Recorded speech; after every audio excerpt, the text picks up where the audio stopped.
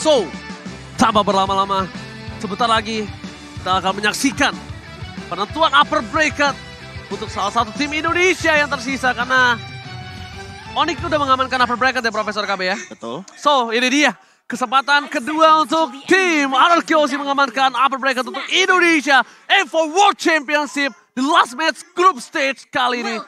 Aras di Singapura. Mampukah mereka menumbangkan RRQ atau RRQ yang akan membungkam Aras di Singapura? Coba lihat barusan pergerakan Finn-nya. Udah langsung mencoba untuk bertransmigrasi ya ke area yang dimiliki oleh pemain dari RSGSG. Bahkan di MPL Arena ini sendiri sudah terdengar sayup-sayup suara pendukung dari RRQ dan juga RSGSG. Barusan ada dukungan tuh kayaknya tuh dari depan tuh ya. Oh iya langsung ya dari Clover ya mendukung tim RRQ ya.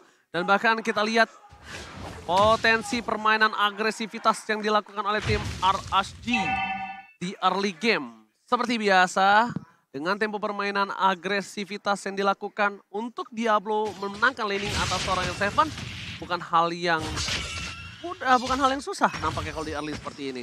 Yep. Dan bahkan kalau bisa kita lihat di depan sana, Finn akan coba untuk mengganggu pergerakan dari seorang Roy yang hampir saja kepentok begitu saja. Yep. Tadi udah kelihatan ya, udah ada baju bola, makanya tadi Jet Kunda juga langsung disikat lagi. Tapi R7 dan juga Diablo ada di dalam satu laning yang sama. Albert sudah level 4, sesaat lagi pun akan ada pertempuran di area Turtle harusnya. Alright, permainan yang bisa kita bilang agak cukup pasif untuk tim RRQ Hoshi. Mereka masih coba untuk melepaskan Skylar di arah top lane seorang diri. Di arah bottom lane, ini juga masih dilepasin seorang diri karena Finn akan berporos dengan tempo permainan di arah jungle dan memastikan Albert tidak tercutting dalam permainan rotasinya. Iya, apalagi kita tahu sendiri Finch Poise ini bisa crossing the river atau bahkan sungai agar nantinya Bray bisa mendapatkan farming pattern yang lebih banyak.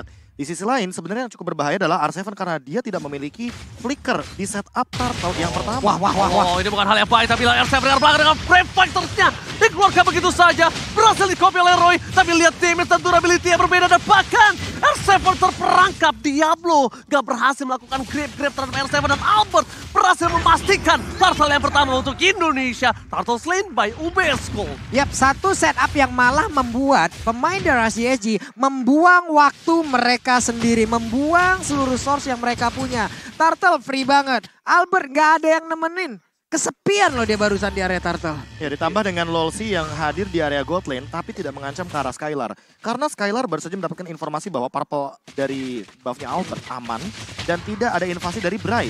Sementara di sisi lain untuk Skylarnya sendiri yang penting dia farming, dapetin Corrosion Sight, lalu mungkin ke arah Demon Hunter Sword baru menuju ke arah Golden Staff dan bisa join team fight ketika sudah memiliki 3 item tersebut. Oke, Finn akan mengganggu seorang Wolfie dan tidak ada apa-apa yang akan terjadi karena tidak berhasil mendapatkan momentum.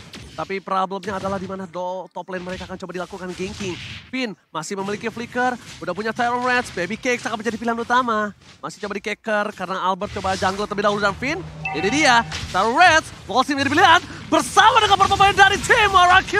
Wolfie berhasil cabut dari satu buah ganking yang mungkin tidak terlalu banyak soft skill. Tapi di bottom lane Diablo, Roy versus R7 tidak ada impact sama sekali. Tidak ada point kill yang bisa dilakukan. Pertukaran sword skill, top dan bottom lane, mirroring saja. Yap, mission fail di dua laning secara bersamaan. XP laner gagal, di area XP lane gagal dan di area gold lane pun gagal. Tapi barusan coba lihat ada satu Jet Kunda dan Way of Dragon ternyata ke arah yang belum tepat. Bahkan untuk kali Tempest of Lane udah dikeluarkan. Oh tapi lihat Finn balik lagi kembali ke dalam arena Real World Manipulation.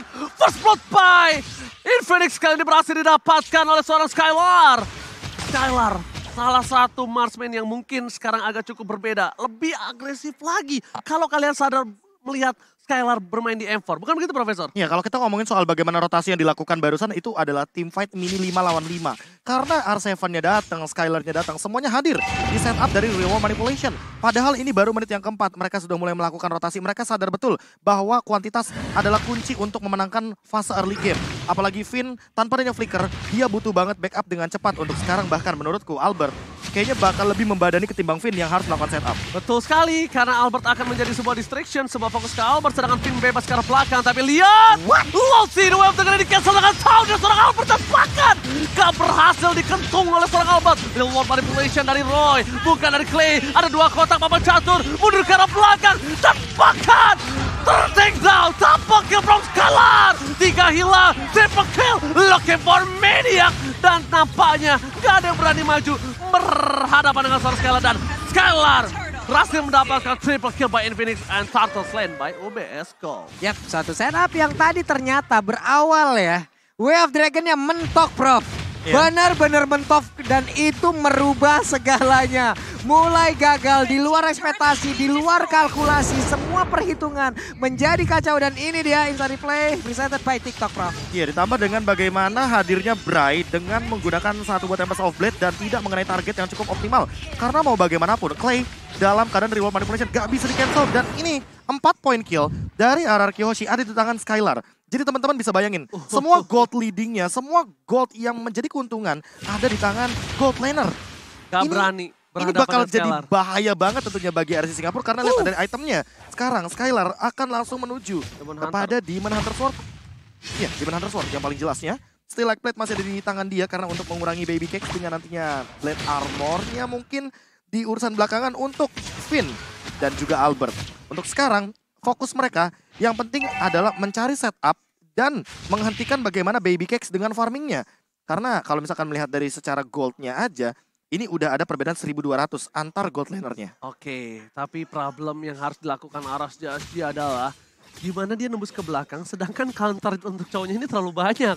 Stoppernya terlalu banyak. Stopper banyak dan bakal langsung ke arah seorang Woxy dihindari. Satu buah Jet Kundo.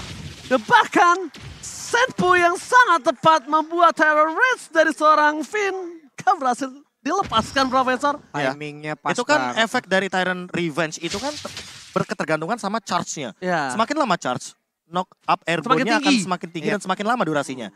Kalau misalkan sebentar, akan seperti itu. Apalagi dengan Toughwood dan juga Shunpo. Ternyata Golden Staff ya. Langsung Golden Star. Langsung Golden Staff ingin nge-push langsung karena attack speed yang dia miliki. Oh. Ini bakal bahaya banget karena pasifnya akan lebih mudah untuk dipicu. Apalagi dengan R7 di lini depan yang udah Oh my benar-benar god, X. Wife akan dikeluarkan kembali Ruang Manipulation 2.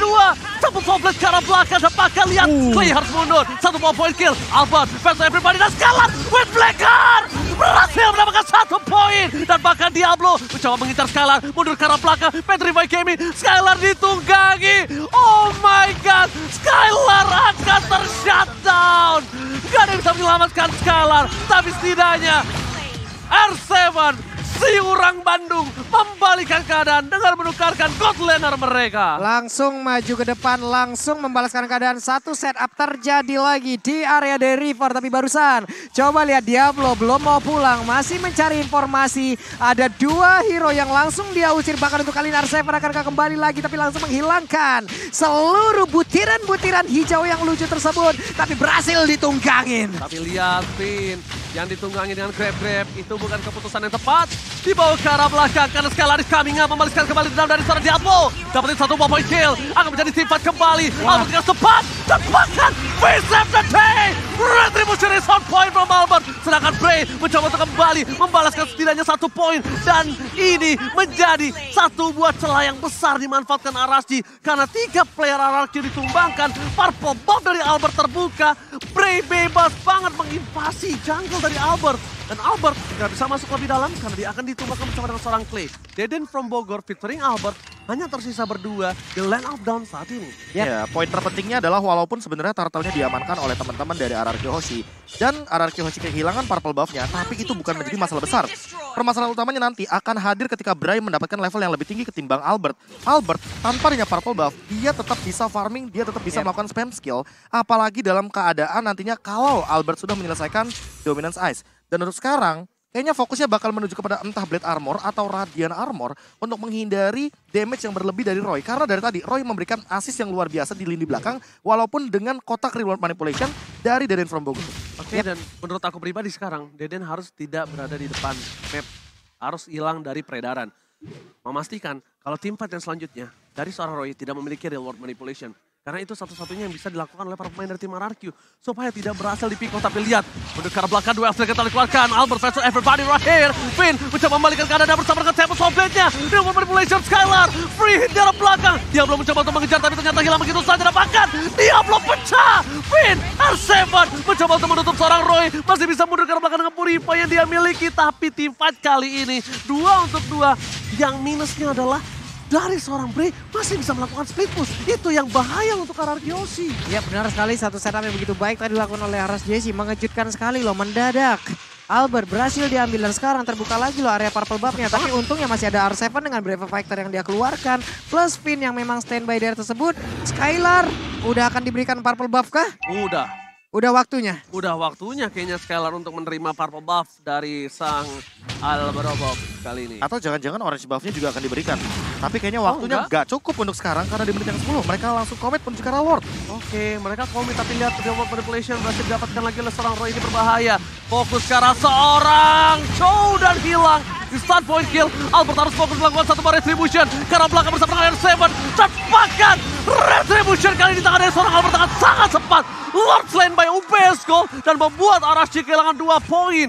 Kehilangan 2, Lolsi dan juga Baby Cakes ini membuat celah mid lane mereka bisa di-push hingga ke inner turret, Profesor. Yap. Ini yang bakal berbahaya adalah ketika nantinya ya invasi ke arah jungle dari Bray. Karena beda. Bray butuh purple buff. Sementara untuk Fredrin kita tahu dia nggak begitu membutuhkan purple buff. Bahkan diberikan kepada Skylar. Karena mau bagaimanapun, Skylar dengan cooldown reduction yang lebih tinggi, dia bakal memiliki skill 2 yang lebih mematikan untuk dash-nya. Dan untuk sekarang, dengan Wind of Nature dia akan menerima damage dari Baby Cakes dan juga Bray dengan lebih santai.